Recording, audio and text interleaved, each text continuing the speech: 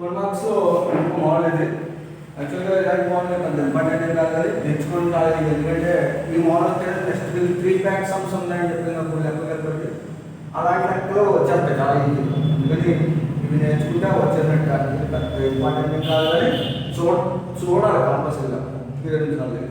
ఇవి వస్తే ఆటోమేటిక్గా వచ్చేసినట్టు. అందుకని నేర్చేసుకుంటే అవి వస్తాయి కాబట్టి అవి ఇంపార్టెంట్ కాబట్టి అలాగే వీటిలో సందుకుంటుంది. Prove that the tangent at 3, -2. 3, -2. Prove that the tangent at 3, -2 of the circle x square plus y square equal to 13 of the circle x square plus y square equal to 13 touches the circle touches the circle x square plus y square plus 2x minus 10y minus 26 is equal to 0. x square plus y square plus 2x minus 10y minus 26 is equal to 0. ఇంకా also find point of contact తెలియదు. 3, -2 వద్ద 3, -2 వద్ద x square plus y square equal to 13 వృత్తానికి x square plus y square equal to 13 వృత్తానికి గీసిన స్పర్శరేఖ x square plus y square plus 2x minus 10y minus 26 is equal to 0. x square plus y square plus 2x minus 10y minus 26 is equal to 0. వృత్తాన్ని స్పృశిస్తుందని చెప్పండి. మరియు స్పర్శ బిందువును కూడా కనుక్కోండి. లెక్క జాగ్రత్త చూడండి. బొమ్మ ఒకసారి ఇక్కడ రాస్తాను. ఫస్ట్ ఇచ్చేది రాస్తాను.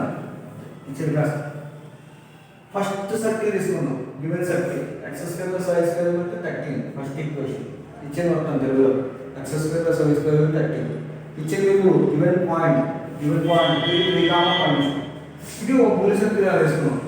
x square plus y square equal to 13 అని బొమ్మ చూసుకోండి ఒకసారి. ఇక్కడ పాయింట్ ఇది ఎంత పాయింట్ అంతా 3, -2. ఈ పాయింట్ దగ్గర టాంజెంట్ ఈక్వేషన్ కట్టుకోమని ఫస్ట్. టాంజెంట్ ఈక్వేషన్ ఫార్ములా మీకు తెలుసు. ఏంటి tangent equation formula? S1 is equal to 0 equation of tangent. అది కట్టేస్తాను ఫస్ట్.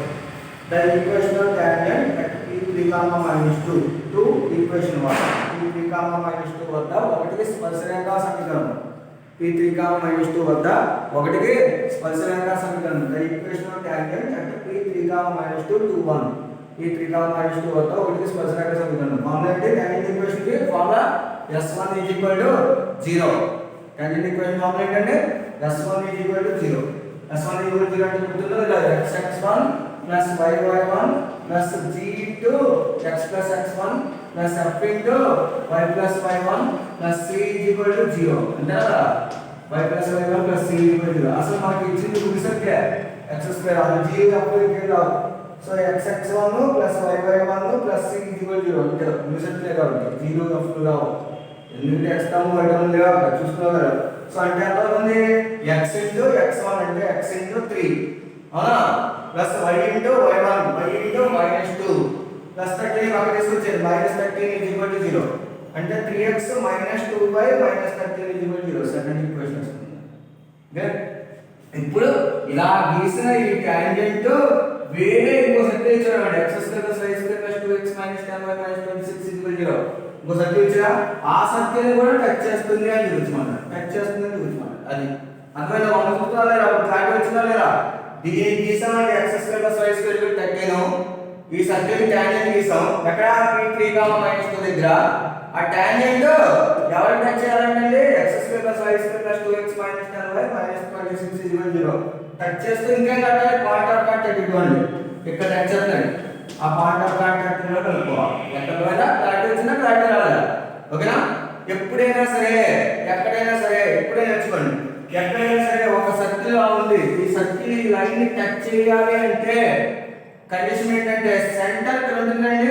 ఈ సెంటర్ నుంచి పర్పెండిక్యులర్ డిస్టెన్స్ కావాలి. ఈ లైన్ మీద ఈ లైన్ గా లైన్ ఈక్వేషన్ ఉందా, ఈ లైన్ మీద పర్పెండిక్యులర్ డిస్టెన్స్ కావాలి. సిపి ఈ సెంటర్ నుంచి పర్పెండిక్యులర్ డిస్టెన్స్ సిపిఓ ఎలా ఉంటుంది? ఇష్టం ఎలా పెట్టుకోండి. ఇక్కడ పి అనుకోండి. మళ్ళీ ఇక్కడ నుంచి ఇక్కడ డిస్టెన్స్ సెంటర్ నుంచి పర్పెండిక్యులర్ డిస్టెన్స్ కాదు. ఈ డిస్టెన్స్ మామూలుగా ఒరిజినల్ గా సర్కిల్ ఏంటిది ఒరిజినల్ గా రేడియస్ అది వ్యాసార్థం అండి. అవునా కదా? సో క్యాప్ నుంచి పర్పెండిక్యులర్ డిస్టెన్స్ డిస్టెన్స్ అయితే వ్యాసార్థానికి సమానం అవుతే అప్పుడు ఆ సర్కిల్ టచ్ చేస్తుంది. గుర్తుందా సిపి ప్లస్ 4 సిపి గ్రేటర్ అని చెప్తాం పాయింట్ అదే. ఓకే అలా టచ్ చేయకుండా బయట వెళ్ళిపోయింది ఇలా ఉంటుంది, ఇలా ఉంటే బయట వెళ్ళిపోయింది, ఇలా ఉంటే ఇంటర్సెక్ట్ చేస్తుంది, అవునా కదా. సో సెంటర్ నుంచి పర్పెండిక్యులర్ డిస్టెన్స్ కడతాం, కట్టినప్పుడు ఆ పర్పెండిక్యులర్ డిస్టెన్స్ దేనికి రావాలి, రేడియస్ కి రావాలి. ఇదిగోండి ఇక్కడ సెంటర్ ఉంటుంది, ఇప్పుడు దీని సెంటర్ తీసుకోండి. ఇది p అనుకున్న వాటి CQ అనుకోండి, వేరే point Q point.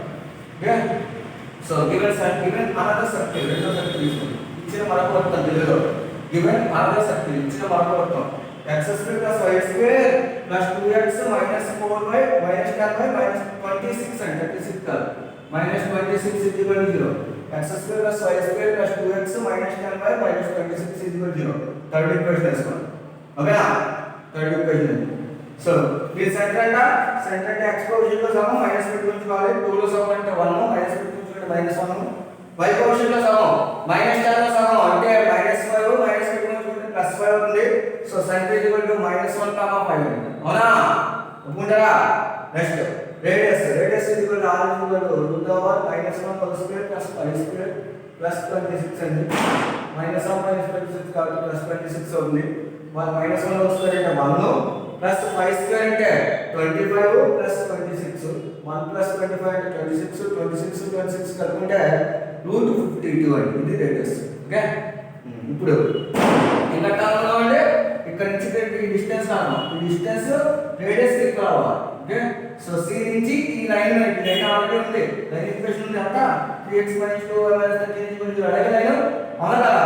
So perpendicular distance from C - 1, 5 to equation 2, ఈ డిస్టెన్స్ పర్పెండిక్యులర్ డిస్టెన్స్ అంటే CQ అని కూడా రాసుకోవచ్చు అవుతుంది.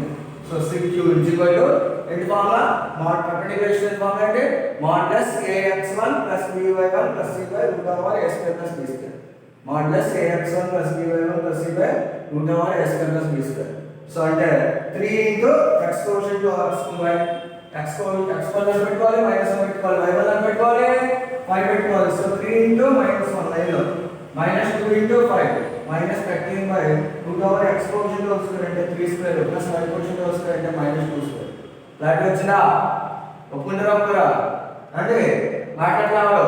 3 into x అంటే ఎంత -1, సో 3 into -1 -2 into y అంటే ఎంత 5 అండి -13 డివైడెడ్ బై x కోషెంట్ అంటే 3² ప్లస్ y కోషెంట్ అంటే ఎంత -2². సో 3 into -1 అంటే -3 -10 -13 డివైడెడ్ బై √9 + 4 అండి. -3 -10 -13 అంటే -26/√13 మోడ్యులస్ కాబట్టి ప్లస్ అయిపోతుంది 26/√13. 26 2 into 13 అని రాసుకోవచ్చా, 26/√13. ఒక √13 క్యాన్సిల్ అయిపోతుంది, ఇంటెన్స్ క్యాన్సిల్ అయిపోతుంది, √13 ఇంటెన్స్ క్యాన్సిల్ అయిపోతుంది అంటే 2 into √13 అవుతుంది. ఓకేనా 2 into √13 ఇది CQ. ఓకేనా రైటా. రేడియస్ చూడండి, రేడియస్ r = √52 అంటే √4 into 13 4 into 13 అంటే 4 రూపాయలు పెట్టుకుంటే 2 ఉంది, 2 into √13 రెండు సమానం వచ్చాయి కదా. ఇది 2 వచ్చింది, ఇది 2 వచ్చింది, రెండు సమానం వచ్చాయి కదా. సో సెంటర్ నుంచి పర్పెండిక్యులర్ డిస్టెన్స్ క్యాల్కులేట్ చేసుకుంటే రేడియస్ ఈక్వల్ అయిపోయింది. Before perpendicular distance from C -1, 5 to equation equal radius. ఇక్కడ ఏం రాశారు తెలివినాడు, C - 1, 5 నుంచి రెండు లంబదూరం, ఇక్కడ వ్యాసార్థం. దేర్ఫోర్ C - 1, 5 నుండి రెండు లంబదూరం ఈక్వల్ టు వ్యాసార్థం, రెండు లంబదూరం ఈక్వల్ టు వ్యాసార్థం. దేర్ఫోర్ ఈక్వేషన్ 2 అంటే ఈ లైన్ ఈ సర్కిల్ ని మూడో సర్కిల్ ని టచ్ చేస్తున్నాడు. ఈక్వేషన్ 2 టచ్ చేస్తున్న సర్కిల్ అక్కడికి ఇంకా కట్టమన్నాడు. ఏం కట్టమన్నాడు, find point of contact. Point of contact కావాలి. వీడు ఈ పాయింట్ ఇచ్చిన పాయింట్ కాదు, ఈ పాయింట్ కట్ట క్యూ పాయింట్. క్యూ పాయింట్ కట్టుకోవాలంటే దీనికి కామన్ పాయింట్, ఈ సర్కిల్ కి చూసుకున్నారు కదా, ఈ సర్కిల్ కి ఈ లైన్ కి కామన్ పాయింట్, అలాగా ఈ సర్కిల్ కి ఈ లైన్ కి మధ్యలో ఉన్న కామన్ పాయింట్ అని కట్టాలంటే ఈ రెండు ఈక్వేషన్ సాల్వ్ చేస్తే సరిపోతాయి. సో సెకండ్ ఈక్వేషన్ ఏంటి, 3x - 2y - 13 = 0 second equation. Third equation ఏంటి, అంతా x² + y² + 2x - 10y - 26 = 0 third equation. Okay రెండింటిని సాల్వ్ చేయాలి. Solve 3x - 2y - 13 = 0 to find point of contact side పెట్టిన వల్ల కట్టడం వల్ల సెకండ్ ఈక్వేషన్. వరుస బిందువులు కనుగొనంట ఇందులో side. So 3x minus 2y minus 13 is equal to 0. అంటే 3x is equal to 2y plus 13. అంటే x is equal to 2y plus 13 by 3. x ఉందని y గాని బయటికి రావాలి. x బయటికి రాయాలి. ఈ x తీసుకొచ్చి ఎందులో పెట్టుకుంటాం అంటే థర్డ్ ఈక్వేషన్ లో పెట్టుకుంటాం. థర్డ్ ఈక్వేషన్ ఇంప్లైస్ ఏంటంటే థర్డ్ ఈక్వేషన్ ఇంప్లైస్ ఎంత x స్క్వేర్ x మళ్ళీ ఎంత పెట్టుకోవాలన్నమాట 2y plus 13 divided by 3 కు whole square plus y square plus 2x minus 10y minus 26 is equal to 0. అవునా? సో 2y plus 13 అంటే 4y స్క్వేర్ ఇది plus 169 అంటే ప్లస్ 2 కదా 2 4 52 అవుతుంది. So 52y divided by 9 plus y square అమ్మ plus y square plus 2x minus 10y minus 26 is equal to 0. సో 9 LCM total LCM 9 అండి. అంత అవుతుందంటే 4y square plus 169 plus 52y plus 9y square plus 18 x బల్ పెట్టారంటే అమ్మా ఏదమ్మా మరి x బల్ పెట్టుకోవాలంటే అంతా 2y plus 13 డివైడెడ్ బై 3 అండి x బల్. సో అంటే అర్థమైంది మీకు సరిగ్గా సాధన చూడండి 2 into 2y అంటే 4y అవుతుందండి 4y by 3 అండి ఇది ప్లస్ 13 అంటే 26 by 3 అండి అంటే minus 10y minus 26 is equal to 0. ఇదే మరి యాక్సెప్ట్ చేయకుండా నేను ఆలోచిస్తానండి. సో తర్వాత 9y స్క్వేర్ 9 3 లో 3 కలిసిపోతుంది 3 into 12y అంటే 3 into 4y అంటే 12y అండి. 9 3 లో 3 కలిసిపోతుంది 3 into అంటే 78 అండి మైనస్ 90y అండి మైనస్ 26 అండి 26 ఆ 9 54 5 అంటే 218 234 అండి. So minus 234 is equal to 0. 9y square 4y square కలుపుకుంటే అంత 13y స్క్వేర్ అంటే ఇప్పుడు సంవత్సరం చెప్తున్నాను. తర్వాత 52 68 నుంచి 90 ఇస్తే అంత మైనస్ 26y ఏంటండి. తర్వాత 169 78 కలుపుకోవాలండి.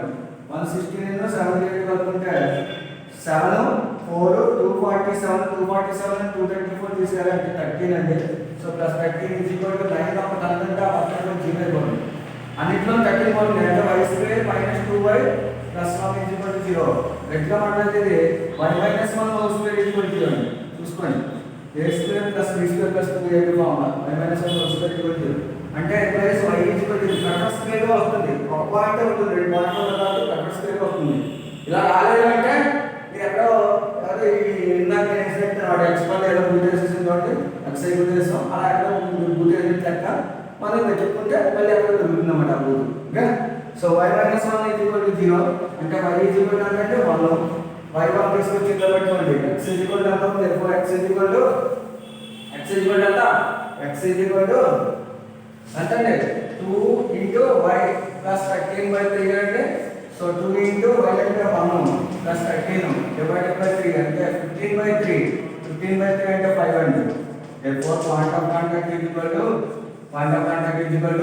అంతా point of contact is equal to q point అంటే ఫస్ట్ x చేసుకోవాలంటే 5 1 5 వేసారా పూర్తి అన్నమాట.